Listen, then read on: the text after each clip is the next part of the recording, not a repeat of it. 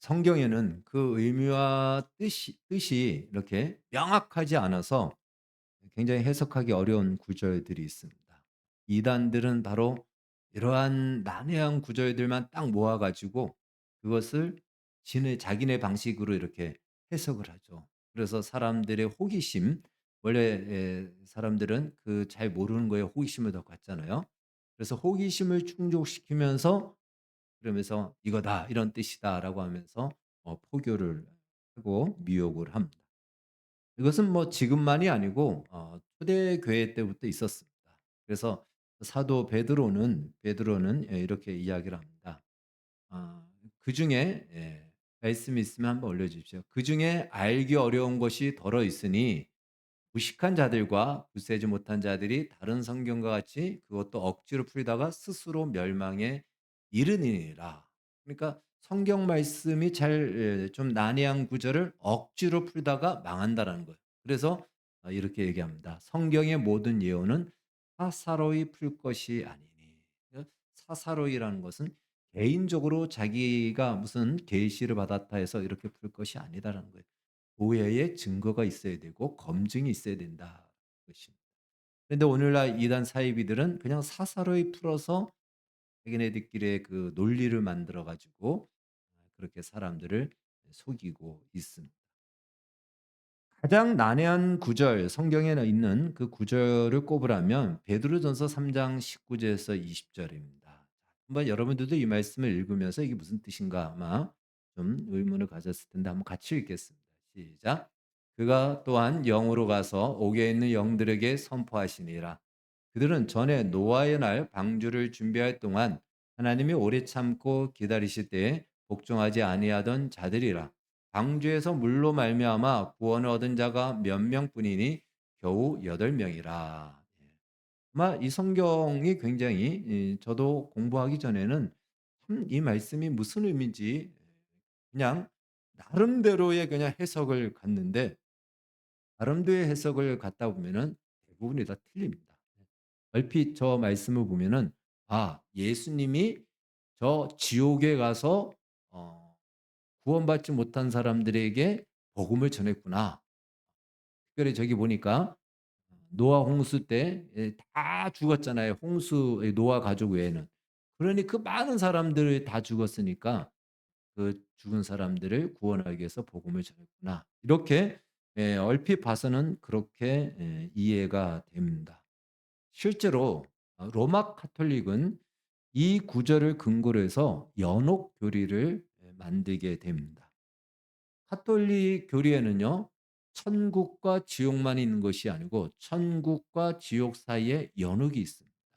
연옥이 저기 보면 있어요. 자, 연옥이 있는데 왜 연옥이 있냐? 사람들이 대부분 죄를 너무 많이 지어서 죽고 나서 바로 천국에 갈 수 없다라는 거예요.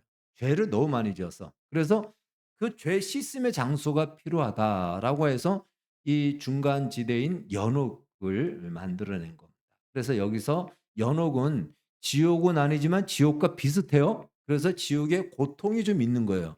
그래서 고통을 받으면서 죄 씻음을 얻고 또 여기서 그 후손들이 지상에서 대신하여 고해성사하고 기도해 주고 선행을 하고 또 헌금을 하면은 그 죄가 빨리 씻어져서 천국에 간다 하는 이 연옥 교리를 이 말씀을 근거로 해서 만들어 내게 됩니다.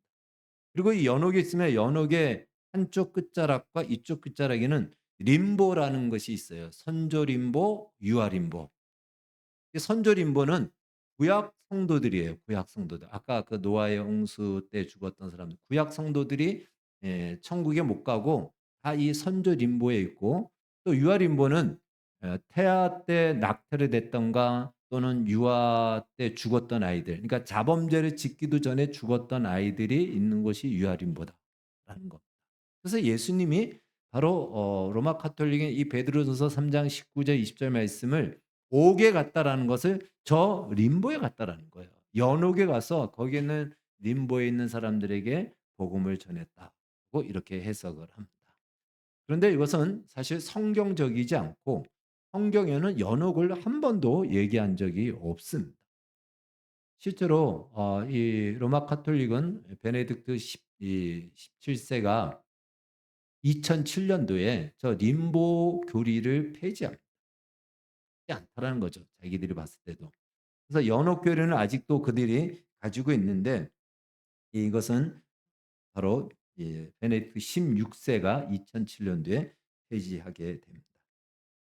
그러니까 뭐가 여기서 우리가 알 수 있는 것이 성경 해석이 얼마나 정말 중요한지 알 수 있어요. 지금도 잘못된 성경 해석 때문에 이단 사이비에 빠져서 자기들이 빠져 있는지도 모르고 잘못된지도 모르고 그것이 맞는 줄 알고 신앙생활하는 사람들이 갈수록 늘어나고 있다는 것입니다. 그렇다면 앞서 우리가 읽은 베드로전서 3장 19절 20 절의 참된 의미는 무엇일까? 이제 이걸 우리가 살펴봐야 됩니다. 그럼 갑자기 왜 이 말씀을 오늘 살펴봐야 되는지 우리가 좀 배경을 알아야 되겠죠. 지난주에 우리는 하이데베르크 요리문답 40문에서 43문까지 살펴봤습니다. 사도신경에 관련된 내용인데 오늘 살펴볼 44문은 사실은 같은 그 문항에 있는 겁니다. 근데 이 부분이 중요하기 때문에 제가 한 문항을 별도로 띄어서 오늘 하게 되는 것입니다. 44문 한번 올려주십시오. 44문은 이렇게 이야기합니다. 음부에 내려가셨으며라는 말이 왜 덧붙여져 있습니까? 우리 같이 한번 읽겠습니다. 시작. 내가 큰 고통과 중대한 시험을 당할 때에도 나의 주 예수 그리스도께서 나를 지옥의 두려움과 고통으로부터 구원하셨음을 확신하고 거기에서 풍성한 위로를 얻도록 하기 위함입니다. 그분은 그의 모든 고난을 통하여 이 십자가에서 말할 수 없는 두려움과 아픔과 공포와 지옥의 고통을 친히 당하심으로써 나의 구원을 이루셨습니다. 이것이 44문인 것입니다. 자, 본래 이 사도신경은 처음부터 사도신경이라고 성경에 딱 나와 있는 것이 아니에요. 처음에 초대교회 때 기독교 신앙을 가진 사람들이 세례를 줄 때에 각자마다 그냥 줄 수는 없잖아요. 그래서 신앙의 고백을 하게 한 것인데 그것이 조금 시간이 지나면서 모아지게 된 겁니다. 그러면서 이것만큼은 우리가 꼭 고백을 받아야 되겠다. 이것만큼은 빼놓을 수 없다라고 하여서 딱 정리된 것이 사도신경입니다. 예. 그래서 이 사도신경이 이제 신앙 고백으로 나오는데 그 사도신경 안에 보면은 고백 중에 오늘 우리가 살펴본 44문의 내용이 들어가 있는 것도 있고 안 들어가 있는 것도 있어요. 예. 자, 우리가 하는 사도신경은 이렇게 얘기해요. 십자가에 못 박혀 죽으시고 장사한 지 사흘 만에 죽은 자 가운데서 바로 살아났죠. 그런데 이제 본래 사도신경은 어떠냐면 십자가에 못 박혀 죽으시고 장사되어 음부에 내려가셨으며 사흘 만에 죽은 자 가운데서 다시 살아나시며. 그러니까 음부에 내려가셨으며가 이것이 들어있더라는 거예요. 특별히 AD 390년에 라틴어 신앙 고백에 이 내용이 들어가 있고 우리의 개혁 신앙의 시조가 되었던 종교 개혁자들도 이 본래 사도신경을 그대로 받아들입니다. 그러니까 음부에 내려가셨으며를 있는 것을 인정합니다. 그리고 이제 칼빈과 이 하이데베르크 요리문답을 작성했던 우르시누스라는 사람도 이것을 그대로 인정합니다. 그렇기 때문에 우리가 이 부분을 정확하게 살펴서 혹시라도 이 베드로전서 3장 19절 20 절을 이단들이 잘못되게 가르치면 그것에 대한 올바른 우리가 이해를 가지고 우리의 신앙을 조금 더 풍성하게 유익함으로 갖기 위해서 이 본문을 오늘 우리가 살펴보게 되는 것입니다. 그래서 여기에 음부에 내려가셨다라는 이 고백의 근거가 바로 베드로전서 3장 19절 20 절입니다. 다시 말해 로마 카톨릭은 이 해석을 예수님이 이 연옥에 가신 것이다라고 이렇게 해석을 한다라는 거죠. 그러나 그렇게 해석하면 치명적인 성경적 모순이 충돌하게 되는 것입니다. 누가복음 23 장에서 예수님은 한쪽 강도에게 뭐라 그랬죠? 네가 오늘 나와 함께 낙원에 있으리라라고 하셨어요. 낙원에 가셨어요, 예수님. 근데 이제 가톨릭 사람들은 이렇게 하는 거죠. 낙원에도 갔다가 연옥에도 갔다. 이렇게 가르치는 겁니다. 그렇게 성경은 말하지 않습니다. 그렇게 된다면 누가복음 16 장에 나사와 부자를 비유해서 예수님의 말씀 비유를 들어 주셨죠. 근데 아브라함이 그 부자에게 이렇게 얘기합니다. "네가 있는 곳과 내가 있는 곳은 큰 구덩이가 있어서 갈 수도 없고 올 수도 없다."라고 얘기했어요. 그렇기 때문에 이 말씀하고도 또 충돌이 되고요. 또 하나 요한복음 19 장에서 예수님이 운명하시기 직전에 뭐라고 말씀하셨냐면 "다 이루었다."라고 하셨어요. 그런데 다 이루었다라고 하고 난 뒤에 다시 또 복음을 전하러 이 연옥에 갔다 지옥에 갔다 하는 거 다 이룬 것이 아니죠. 그러니까 그 말씀에도 사실은 모순이 된다는 것입니다. 그래서 어 연옥 교리와 예수님이 연옥에 가서 복음을 전했다라는 것은 성경적이지 않은 것이고 그냥 그렇게 해석을 잘못 해석하고 그렇게 상상과 추측을 한 것이다라는 것입니다. 이렇게 혼란이 생긴 것은 베드로전서 3장 19 절에 나오는 "옥에 내려가셔"라는 이 말을 옥으로 그 번역을 한 거예요. 우리 성경도 사실 옥으로 번역이 돼 있는데 이 본래의 원어적인 표현은 음부입니다. 음부. 예. 음부라는 헬라어 음부인데 이 헬라어로는 하데스입니다. 하데스. 예. 하데스가 음부라는 말의 뜻입니다. 자 근데 이 하데스는 보통 세 가지로 해석이 됩니다. 첫 번째는 구약 성경의 죽음의 상태, 죽음을 말할 때 항상 스올이라고 히브리어로 얘기하는데 그 스올을 헬라어로 번역할 때 하데스로 번역. 그러니까 죽음의 상태, 무덤 이것이 이제 하데스예요. 두 번째는 이제 지옥이라는 표현도 있어요. 지옥이라는 의미도 있습니다. 예 사실 하데스라는 말은 헬라어에서는 데스가 이제 눈에 보인다. 하 하면은 보이지 않는다라는 뜻이에요. 그래서 보이지 않는 세계, 죽음의 세계. 그래서 죽음의 세계를 다스리는 신을 하데스 신이라고 그 그리스 로마 신화에는 그렇게 나옵니다. 그러니까 바로 지옥이라는 의미가 그 안에 담겨져 있습니다. 그러나 헬라어에서 지옥을 직접적으로 묘사할 때는 게헨나라고 표현을 한다라는 거예요. 그러니까 하데스는 사실은 의미는 있지만 게헨나가 지옥의 직접적인 표현이다라는 것입니다. 세 번째, 이 음부라는 것은요. 단순히 장소가 아니고 죽음의 고통을 묘사할 때도 이 음부다라고 이렇게 표현을 합니다. 어 마치 내가 너무 죽을 만큼 고통스럽다라고 할 때 그 고통을 표현할 때 음부라는 말을 수월이라는 말을 쓰게 됩니다. 그것이 이제 구약 성경 시편 18편 6 절에서 이렇게 이야기를 합니다. "수월의 줄이 나를 두르고 사망의 올무가 내게 이르렀도다." 때 수월이 바로 이 음부예요. 신약 성경으로 얘기한다면 하데스라는 것이죠. 그러니까 굉장히 큰 고통과 환란을 당했을 때 이 하데스라는 죽음이라는 음부란 말을 쓴다라는 것입니다. 이 세 가지 해석이 다 가능한데 성경 번역을 옥으로 이렇게 딱 번역하기 때문에 이게 옥에 가장 가까운 게 어떤 걸로 보이죠? 두 번째로 보이는 겁니다. 그래서 지옥 혹은 연옥에 예수님이 가셨다라고 이렇게 해석을 하는 자 그러면 이 음부는 어떻게 이해하는 것이 맞을까? 우리가 이 이해가 필요하죠. 에베소서에서는 예수님이 죽으시고 부활 승천하신 것을 이렇게 묘사합니다. 한번 같이 읽겠습니다. 시작. 올라가셨다 하였은즉 땅 아래 낮은 곳으로 내리셨던 것이 아니면 무엇이냐? 내리셨던 그가 곧 모든 하늘 위에 오르신 자니. 아멘.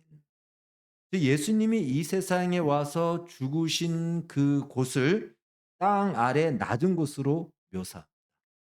여러분 말 그대로 땅 아래 낮은 곳, 땅보다 또 땅 아래라고 한다면 땅 아래면 어디예요? 무덤을 얘기하는 거예요. 그러니까 무덤을 포함하여 이 세상, 이 땅에 오신 것, 이 땅에 오셔서 무덤에 묻히신 것까지를 다 표현해서 땅 아래 낮은 곳으로 이렇게 묘사하고 있다는 겁니다. 물론 저 말을 직접적으로 음부라고 쓰진 않아요. 그대로 말 그대로 풀어서 땅 아래 낮은 곳으로 표현하고 있는 것입니다.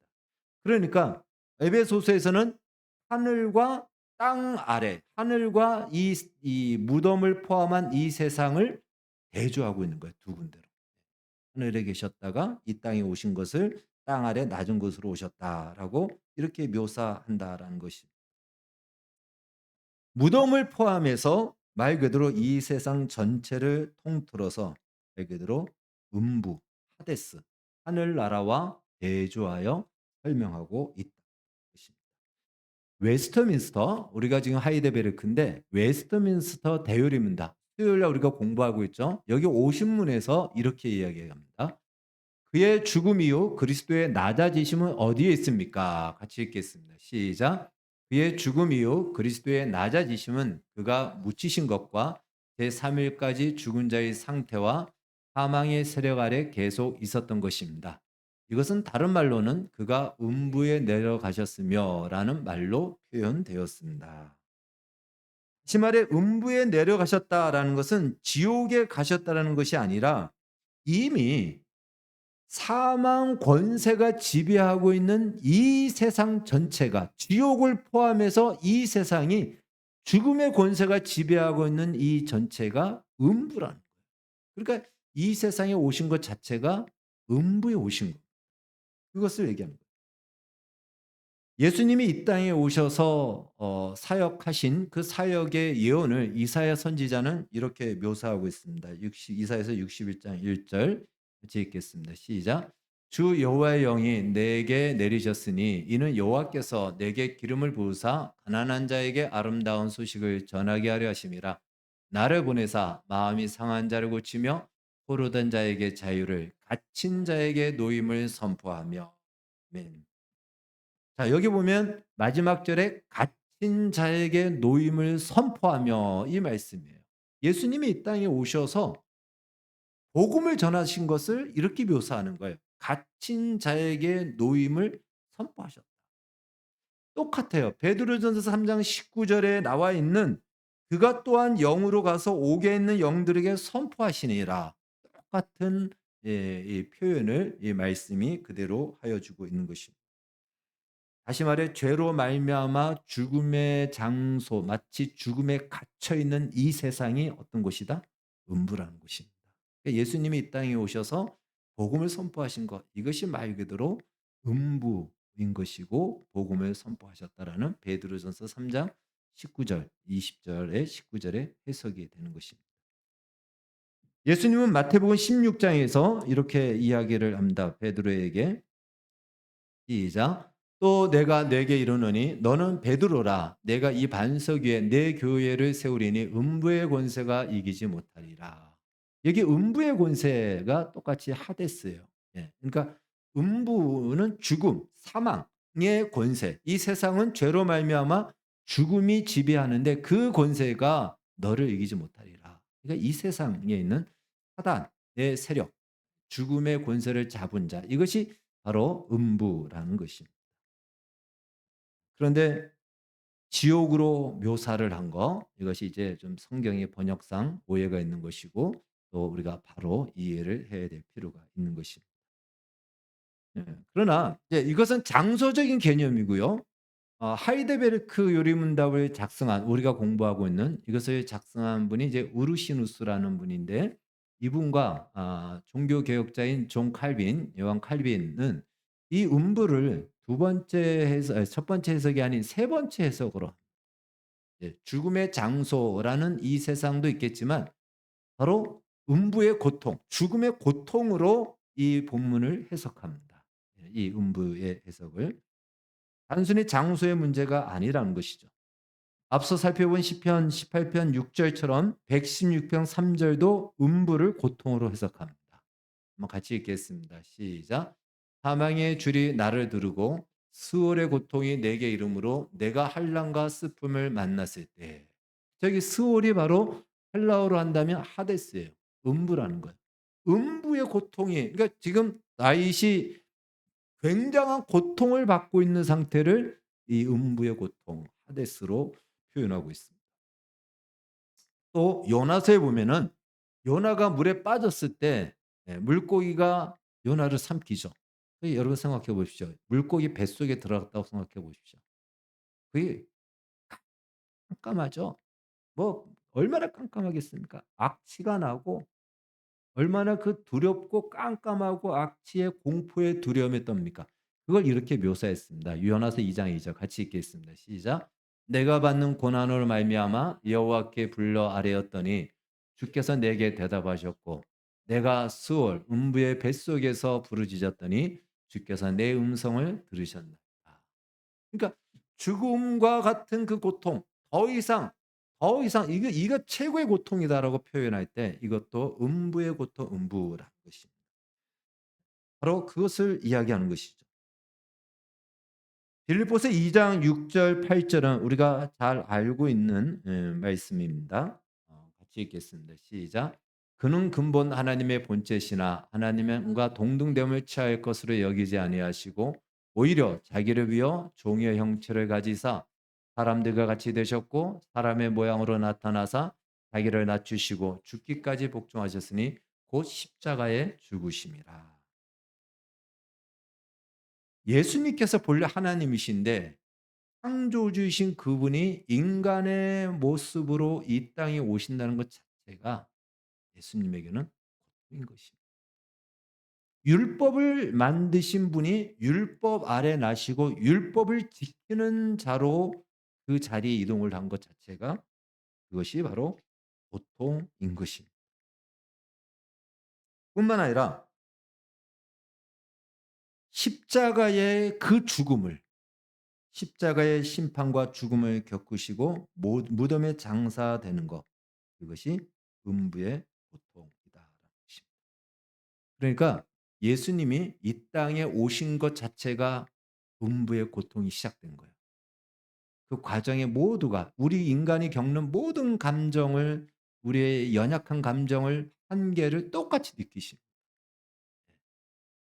그 모든 것이 음부의 고통이에요. 근데 그 음부의 고통의 절정이 무엇이다?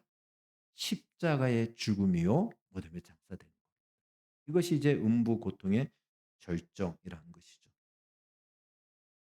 오늘 우리가 읽은 본문 이사야서 53 장을 보십시오. 우리가 읽었듯이 거기에는 내용이 바로 그분은 무시를 당하고 멸시를 당하고 곤욕을 당하고 그냥 갖은 조롱과 배신을 당하고 그런데도 불구하고 우리 중에 누구도 그가 우리를 위해서 죽는다고 생각하지 않고 오히려 저주를 받았다고 하며 침을 뱉으며 우리의 죄를 다 뒤집어 씌운 예수님이 받으신 고통이다라는 것입니다. 복음서를 보면 사람들을 살리신 예수님이 결국 살인자 취급을 당하시고 가장 가까운 제자들에게 배신을 당하시고 채찍을 맞으시고 조롱과 침뱉음을 당합니다. 어느 누구도 그가 우리를 위해서 죽는다, 우리를 위해서 고통을 받는다라고 하지 않고 오히려 저주와 욕을 퍼붓고 모든 죄를 뒤집어 씌웁니다. 예수님이 다 당하신 거예요. 예수님이 그렇게 해야 할 의무도 없고 이유도 없습니다. 사실 우리가 평생 고마워하고 고마워해도 부족할 판인데 오히려 정반대인 것입니다. 그 억울함은 이루 말로 설명할 수 없습니다. 최근에 우리 사회에서 억울하게 그 억울한 고통을 참지 못해서 자살한 사람들이 있잖아요. 극단적인 선택을 한 사람. 양평 공무원도 그렇고요. 그다음에 미디어 워치 대표였던 사람 그 박근혜 대통령의 탄핵에 시초가 되었던 태블릿 PC가 이제 최순실 씨 거가 아니라는 것이 법원의 판결이 났거든요.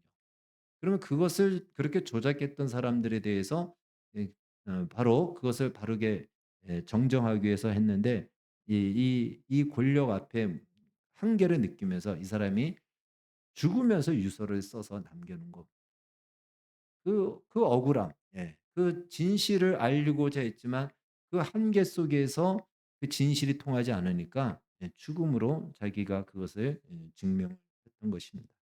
억울함은 참 이루 말할 수 없는 고통인 것이죠. 그러나 그것보다 더 큰 고통은 하나님 아버지로부터 받아야 하는 심판이었습니다. 우리말에 이런 말이 있죠. 무식하면 그 비슷한 말이 모르니까 하지 알면 안다. 이런 얘기예요. 여러분 인간은 죄의 심판이 얼마나 끔찍한지 몰라요. 받아보질 않았기 때문에 모릅니다. 그래서 무식한 거예요. 그래서 죽음을 향해서 턱턱턱턱 걸어가는 겁니다. 그 죽음의 고통과 심판이 어떠한지 그 진상과 실상을 하면 끔찍스러워서 한 발자국도 나가지 못합니다. 가끔씩 우리가 사형수 과거에 사형수들이 사형당할 때 "사형이다. 이제 오늘이 바로 그날이다."라고 하면 그 사형수들이 이미 죽음을 알고 있지만 그 죽음이 바로 순간적으로 다가왔다라고 했을 때 그들이 그 자리에서 막 실수를 하고 막 대소변을 넣고 그런다지 않습니까? 이 몸이 제어가 안 되는 거예요. 그 공포와 두려움 때문에. 가끔씩 임사 체험 중에 지옥을 체험하고 온 사람들의 이야기를 듣게 됩니다. 그들의 이야기를 들어보면요. 절대로 지옥에 가서는 안 된다. 그렇게 얘기해요. 그래서 그들은 아주 살아나서 평생 남은 생활을 지옥 가지 말라라고 예수 믿고 천국 가야 된다고 그들이 그렇게 일평생을 바쳐서 전도를 합니다. 왜 그러냐면 그 끔찍스러움과 고통은 상상을 뛰어넘기 때문에 그렇습니다. 단테의 신곡 중에 지옥편에 보면 지옥 입구에 그런 말이 쓰여져 있습니다. "여기 들어오는 너희들은 모든 희망을 버려라." 여러분 희망이 없는 곳의 고통을 좀 생각할 수 있습니까? 누가복음 16장 앞서 말씀드린 부자와 나사로의 비유에 보면은 지옥에 있는 이 부자가 거기서는 불꽃에 계시록에서는 불못이라고 얘기해요. 불의 그 뜨거움에 고통을 당합니다. 그러면서 말하기를 이렇게 얘기하죠. "아브라함이여 나사로를 보내서 그 손끝에 물 한 방울만 찍어서 내 혀에 좀 떨어뜨리게 해 주십시오." 물 한 방울 머셔 가지고 여러분 그 뭐 갈증이 해소되겠습니까? 그런데 지옥은 어떤 곳이다? 그 뜨거움을 해소할 수 있는 그 어떠한 뭐 방법과 도구와 물과 아무것도 없고 물 한 방울의 자비도 베풀어지지 않는 곳이에요. 모든 희망이 사라진 곳이에요. 정말 무서운 곳이고 끔찍한 곳이죠. 이 세상에 아무리 어떤 인간이라도 냉혈한이라도 물 한 방울만 좀 주세요라고 해서 안 줄 사람이 어디 있겠습니까? 지옥은 없다라는 거예요. 그 정도로 희망이 상실된 곳이고 고통만이 유지되는 곳이다라는 것입니다. 바로 그곳이 죄를 짓게 한 마귀가 심판받을 것이고 그 마귀를 쫓아간 죄를 지은 인간들이 심판받을 곳입니다. 자, 이 심판이 얼마나 끔찍한지 이 심판은 어떠한 피조물도 감당할 수가 없어요. 누가 이 심판을 견뎌내고 받아낼 수 있습니까? 오직 하나님, 신성을 가진 분만이 이 심판을 받을 수가 있는 거예요. 그래서 예수님도 신성을 입으신 하나님이 인간으로 오신 겁니다. 그 신성으로 감당하셨어요. 오죽하면 예수님조차 이 심판의 공포를 피하고 싶어서 할 수만 있다면 "이 잔을 내게서 옮겨 주십시오."라고 기도했고 마지막 겟세마네 동산에서의 기도에 너무나도 그 고통이 끔찍스럽고 무섭고 그리하여 그 모든 모세혈관이 다 터져서 땀방울이 핏방울처럼 되었다. 우리 피곤하면 눈, 실핏줄 다 터지잖아요. 예. 극심한 스트레스와 극심한 이 고통이 닿으면 이 실핏줄이 다 터질 정도가 된다라는 것입니다. 뿐만 아니라 하나님의 심판은 일시적인 심판이 아닌 영원한 심판이에요.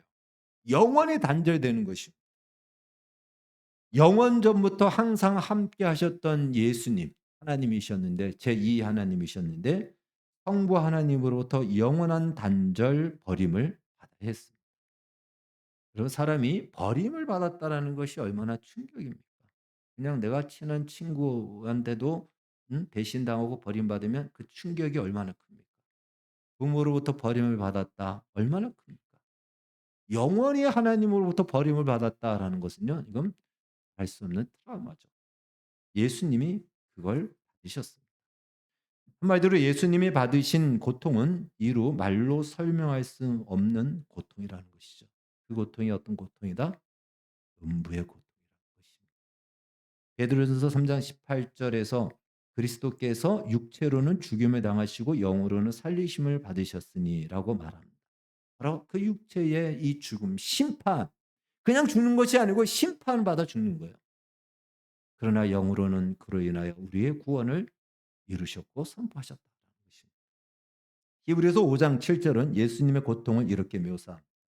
같이 읽겠습니다. 시작. 그는 육체에 계실 때에 자기를 죽음에서 능히 구원하실 이에게 심한 통곡과 눈물로 간구와 소원을 올리셨고.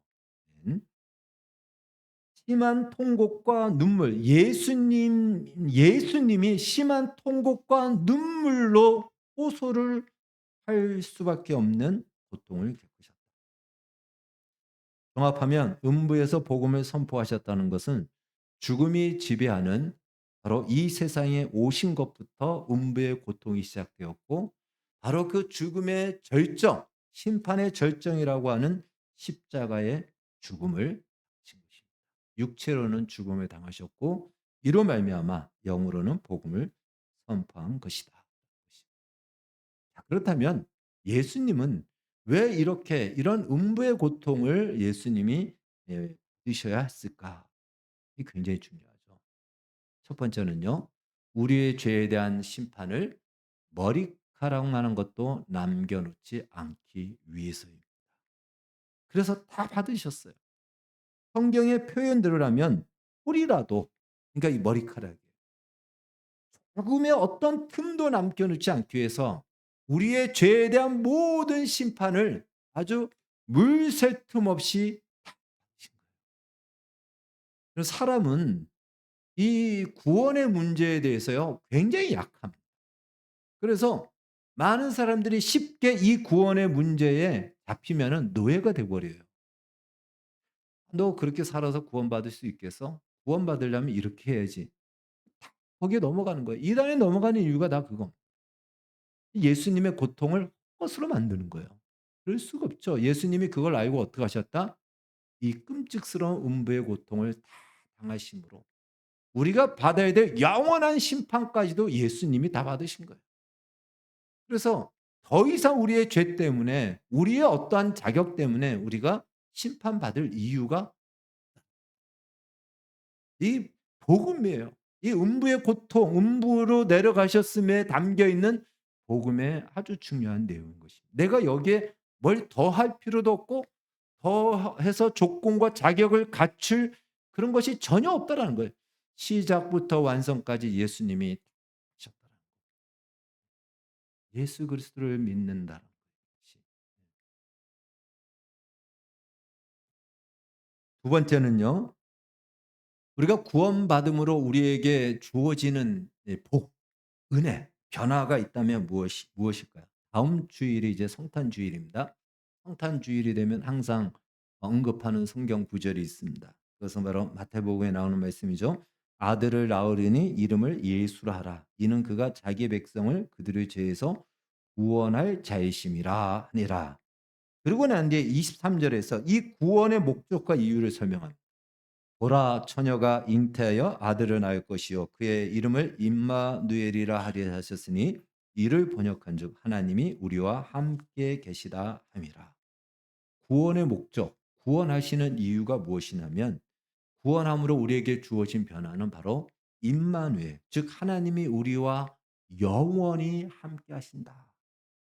이 일을 위해서 하나님과 단절되었던 우리를 하나님이 하나님과 함께하는 그 자리로 우리를 부르시고 하나님이 함께 하시기 위해서 예수 그리스도를 보내주신 것. 이것이 구원 얻는 구원의 최고의 복인 것입니다. 그러니까 오늘날 우리가 인생을 살면서 사망의 음침한 골짜기를 지나갈 때가 있습니다. 그래서 두 번째 무엇이다? 어떤 경우와 형편과 자리에서도 영원히 임마누엘의 하나님이 우리와 함께 하시기 위해서 이기 위해서 음부의 고통을 담당하셨다는 것입니다. 때때로 도저히 일어날 하나님이 있다면 일어날 수 없는 그런 현실과 경우를 만날 때가 있죠. 이것이 역사적으로 볼 때는 예를 들어서 2차 세계 대전 때 일어났던 일들이죠. 나치 학살 사건을 한번 생각해 보십시오. 가스실에 모욕시켜 준다고 하면서 집어넣고 그냥 물이 나오는 것이 아니고 그 가스가 액체 형태로 나오면서 거기서 다 죽이고 또 생체 실험을 위해서 마취 없이 생체하면 어떻게 어떤 공포를 느끼는지 알기 위해서 마취 없이 생체 실험을 하는 등 도저히 그 잔혹함은 표현할 수 없는 끔찍한 반응입니다. 사람들은 그때 그렇게 얘기하죠. 바로 그곳은 그 끔찍스러운 현장에 하나님이 계셨는가? 하나님은 없었다. 그래서 2차 세계대전 이후가 러스트 제너레이션이라고 해서 많은 사람들이 신앙을 떠났죠. 하나님이 있다면 왜 이런 끔찍스러운 인류 역사가 펼쳐진단 말인가? 라고 하면서 그런 시대가 있었습니다. 그런 역사 속의 이야기는 우리가 늘 그냥 한치 이렇게 넘겨서 보잖아요. 저 멀리 남의 이야기고 당장 나의 이야기, 나의 현실에 더 급하지 않습니까? 우리 개인적으로 겪는 사명의 골짜기를 만날 때 하나님이 과연 여기에 계실까? 하나님이 있다면 왜 나를 이런 현실 속에 이 고통의 자리에 홀로 남겨놓고 이 어려움과 고통을 당하고 내버려 두시는 것일까? 그런 의심과 분노로 가득 찰 때 있습니다. 근데 성경은 뭐라고 얘기하죠? 그때도 임마누엘 하신다라는 것. 예수님이 받으신 고통은 우리가 겪고 있는 고통의 수백, 수천 배의 고통. 그 고통을 다 받으셨다. 고통을 다 감당하셨고 이겨내셨고 그래서 히브리서에서는 말합니다. 그가 고난을 받았은즉 고난 얻는 자를 능히 도우실 수 있다. 하나님이 없어서 그런 일들이 일어나는 것이 아니에요. 이 세상은 죽음과 이 죄가 지배하는 세상이다 보니까 엉망진창으로 하나님을 떠난 세상이 이렇게 되어버려요. 그런데 그런 세상을 하나님은 찾아오셔서 그 고통의 자리까지 우리의 그 사망의 음침한 골짜기의 그 자리까지 찾아오셔서 우리와 함께 하시는 것. 그것을 위해서 이 음부의 고통을 음부에 내려가셨다는 것입니다. 그리고 이렇게 말씀하시는 거죠. 두려워 말라. 놀라지 마라. 내가 너와 함께한다. 내가 어떤 경우를 당하고 어떤 자리에 있든지 어떠한 처지에 처하든지 나는 임마누엘의 하나님이다. 너를 도와주겠다. 내가 너를 놓지 않겠다. 내가 너를 나의 영광의 자리로 반드시 인도하겠다. 이것이 음부에 내려가셨으며 라는 말에 담겨 있는 복음의 선언인 것입니다. 따라서 우리의 연약함으로 우리가 실수하고 넘어진다 할지라도 우리의 실수로 넘어진다 할지라도 내가 받을 어떤 저주도 나에게 주어지지 않는다라는 것입니다. 때때로 우리는 인생을 살면서 시험은 받지만 그 시험조차도 우리를 유익하게 하는 것으로 하나님께서 사용하시고 합력하여 선을 이루십니다. 그리하여 시편 23편 6절의 말씀대로 내가 여호와의 집에 영원히 거하리로다. 는 이것이 우리의 마침표가 될 것입니다. 이 확신을 가지십시오. 이것이 사도신경에 음부에 내려가셨음에 담겨 있는 것입니다. 이 일을 위해서 예수님께서 오셨습니다. 다음 주일이 성탄 주일입니다. 우리가 예수님이 오신 것은 연말의 하나의 즐거운 축제와 또 기쁨의 행사이기도 하겠지만 이 내용을 알 때 예수님의 오심은 우리에게는 정말 측량할 수 없는 감격에 찬 환희에 찬 기쁨과 즐거움과 또한 은혜가 될 것입니다. 우리 모두 이런 마음으로 성탄을 맞이하시고 이 일을 위해서 오신 예수 그리스도를 진심으로 우리의 마음 가운데 기뻐하고 맞이하시고 영접하고 그 주님을 찬송하는 복된 은혜가 있기를 주의 이름으로 축원합니다. 기도하겠습니다.